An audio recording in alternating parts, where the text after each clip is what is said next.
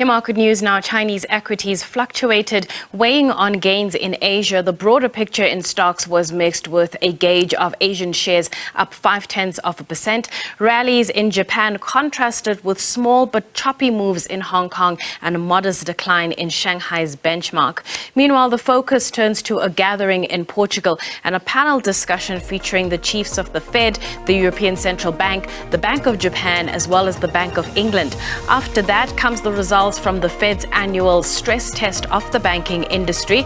Analysts largely expect banks to sail through the tests, even as regulators explore more stringent requirements in the aftermath of a few collapses in the financial industry.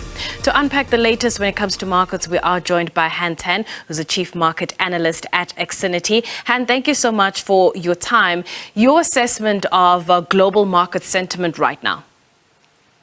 So there appears to be an air of caution about markets. You look at the dollar ticking higher. You've got U.S. futures, a little change. It shows there's still plenty of uncertainty over just how much more the Fed has to do here before declaring victory over inflation, right? And such hawkishness, not just from the Fed, but from other major central banks as well, noting that that could send the global economy into a recession. So I think those fears are well and truly alive in markets right now.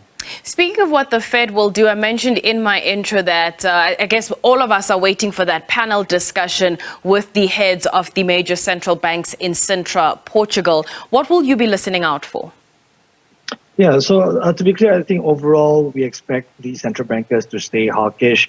We heard as much from ECB President Lagarde just yesterday. I expect Fed Chair Powell to follow suit and pretty much sing from the same hymn book, so to speak. But whether or not markets actually take to heart his hawkish messaging, I think that's to be debated, because so far markets have been willing to challenge the notion that the Fed can actually proceed with 2 more rate hikes for the rest of this year, as they had conveyed at their last policy meeting. Building on what the ECB chair, Christine Lagarde, said yesterday, what would you say is the one problem the ECB is contending with that is different from what the Fed has to deal with? Right. So I think it's got to do with the economic momentum, right? Because on one hand, we have seen the Eurozone economy go into a technical recession in the first quarter of this year. Even more recent data has shown that the business outlook in Germany, for example, the Eurozone's largest economy, the outlook there has taken a turn for the worse. I think momentum has pretty much stalled. You contrast that with the resilience in the U.S. economy, where you've got home prices recovering and other activity turning in better than expected numbers this week. So overall, it's whether or not the ECB can actually follow through with its hawkish messaging, even when the economy is already on such a weak footing, relatively speaking. So I think that's the problem that the ECB might stand to face in the coming months. What's your base case for the Fed when it comes to the July meeting? Yeah. So as things stand, we still expect the Fed to hike in July, likewise with the ECB. But I go back to my earlier point about how there is still plenty of doubt, at least from the market's perspective, about whether the Fed can trigger that second hike that they had projected subsequently after the July meeting. So we'll see. Ultimately, it's down to the inflation outlook, and we'll see where that leads us, not just for policymakers, but also markets as well. On that note, then, how much have bonds priced in the possibility of rates remaining above 5% for an extended period of time?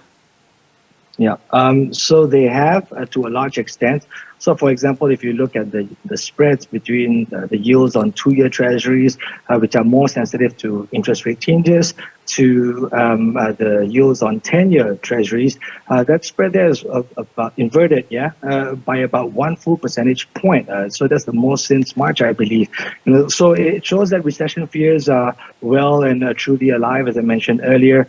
And also, if you look at the pricing on the futures markets, markets have pushed back the prospects of a Fed rate cut until May of 2024. Now, that's way later compared to what we had expected earlier this year, whereby the first cut could happen actually by July, by next month.